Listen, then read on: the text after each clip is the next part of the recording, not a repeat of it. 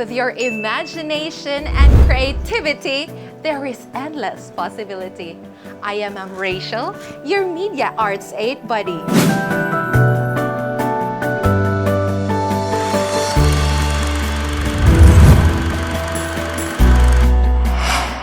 Oops!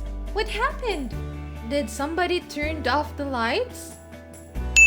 Oh, there it is! Imagine how a simple element such as light can play a great role in our life, especially in photography and even in videography. Join me today as we talk about lighting and its kinds in photography. With special program in the arts, developing your talent for a better you is our top to-do. Only here on Fantastic TV. Imagine yourself taking photos in a dark room and in a well-lighted room. In which room do you think you can take quality photos? Why do you think so? As an aspiring enthusiast in photography, a useful rule of thumb to remember is that light is our best friend. As you can recount, the word photography actually stems from Greek roots that mean writing with light. In order to truly take control over your photography, you have to understand light and how it works. One of the most important skills to have as a photographer of any kind is the ability to understand the different kinds of lighting. With that in mind, let's have a look at a few basic portrait lighting principles you need to understand in order to take better photos. But before that, let's plunge into this quick activity. I need your keen eyes ready for this task.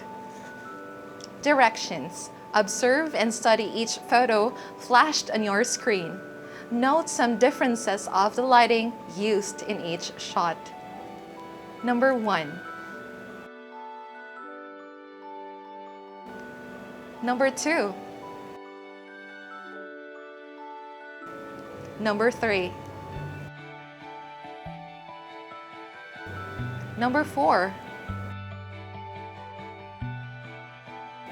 And number 5. I guess those eagle eyes of yours spotted some differences in each photo.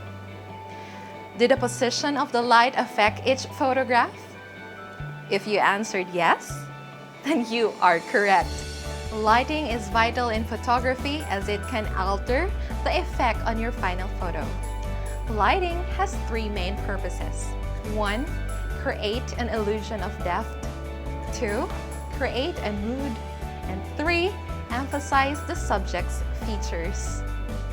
How do different lighting conditions and sources change the mood in the image?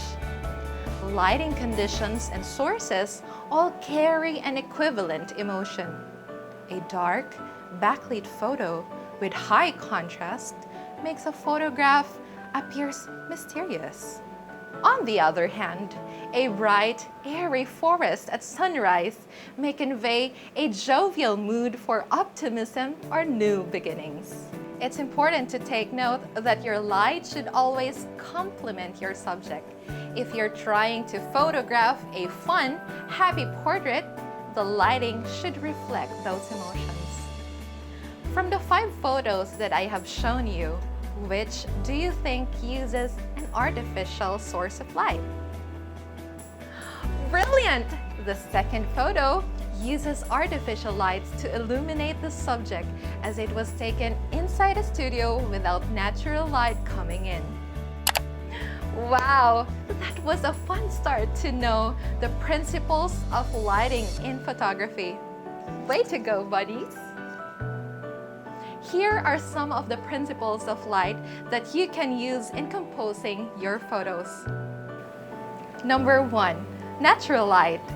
This is a kind of light existing from natural sources, such as the sun or moon.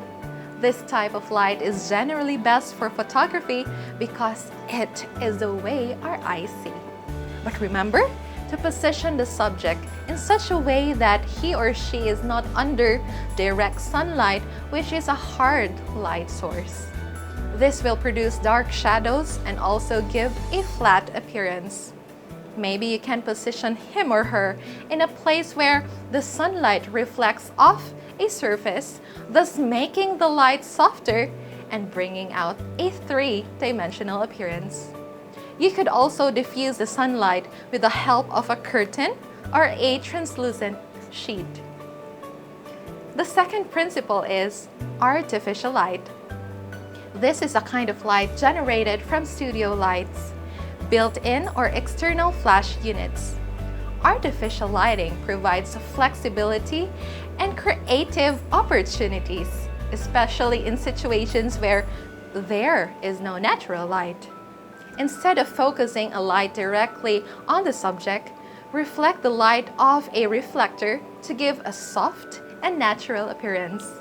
Using a couple of soft light bulbs on either side could avoid shadows and give a natural look. Next is the ambient light. This is a kind of light that already exists in a scene, either natural from a window or man-made.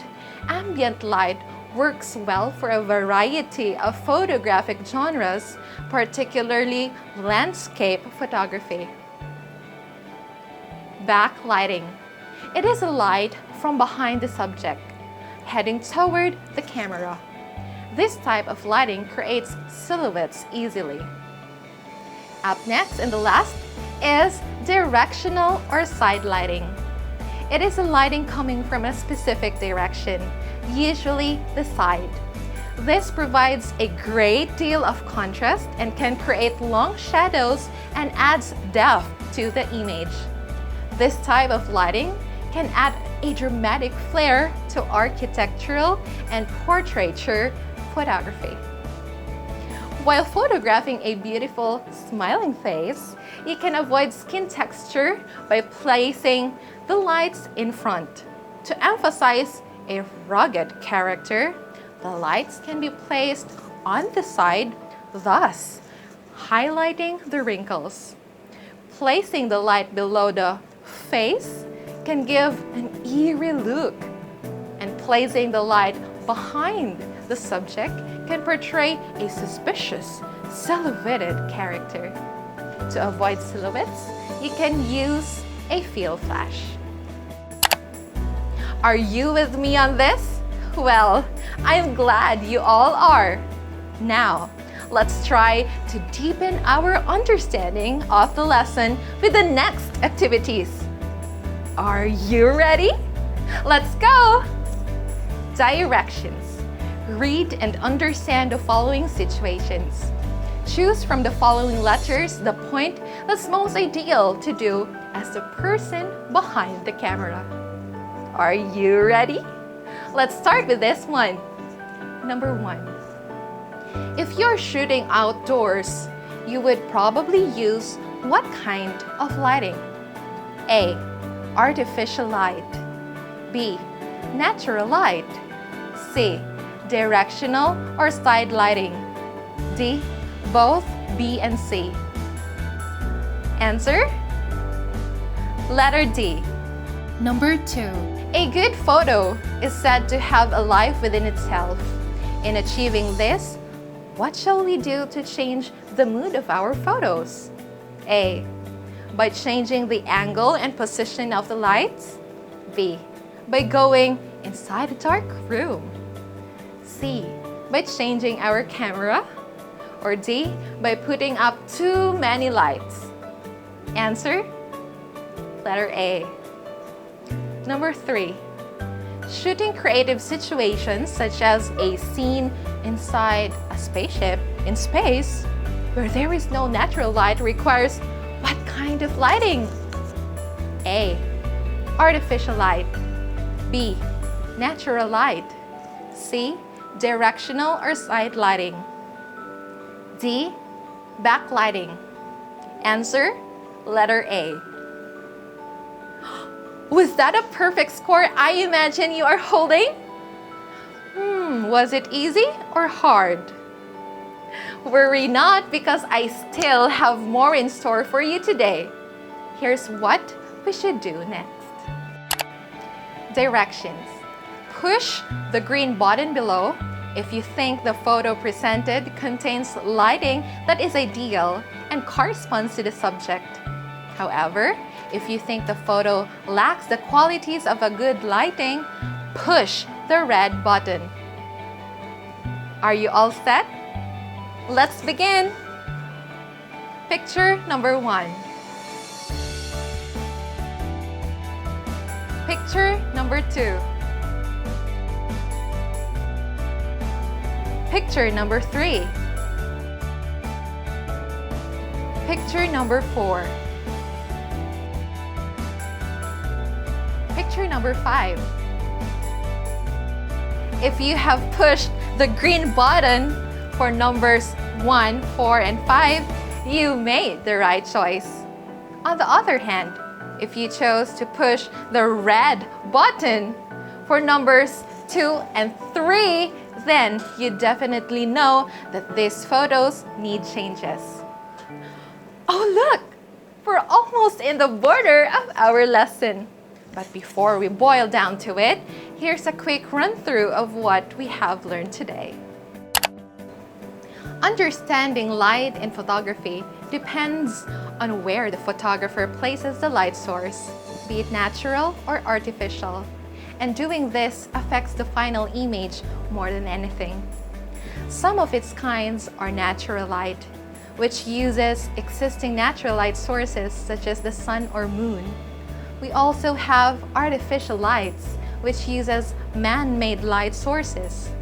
Next is the ambient light, which already exists in a scene, either natural or artificial. Another one is the backlighting, which comes from behind the subject heading toward the camera. And lastly, directional or side lighting is a lighting coming from a specific direction. Good use of natural and studio lights can effectively enhance your photos and bring about best results. I hope you have learned a thing or two in our lesson today. For our final task, let's put your photography skills in practice. Imagine you're hired as a product photographer of a local brand. You are tasked to take photos of the product using the 5 kinds of lighting conditions and sources. The following are your product options to choose from: shoes, food, bag, clothing, gadgets. Remember to use the manual settings of your camera or phone and apply the techniques in photography as discussed in the previous module. You will be graded by the rubric flashed in your screen. Submission of your final output and answers will be posted in your group chat by your media arts teacher. Feel free to watch this video again to get the full grasp of this lesson. There you go! We made it to the finish line! You made me proud, learning buddies! I'd like to thank you for joining me on this fun-filled lesson, and I am looking forward to seeing you all again. This has been your Media Arts 8 buddy, Ma'am Rachel, saying, with your imagination and creativity, there is endless possibility. With special program in the arts, developing your talent for a better you is our top to do. Only here on Fantastic TV. Goodbye! See you around!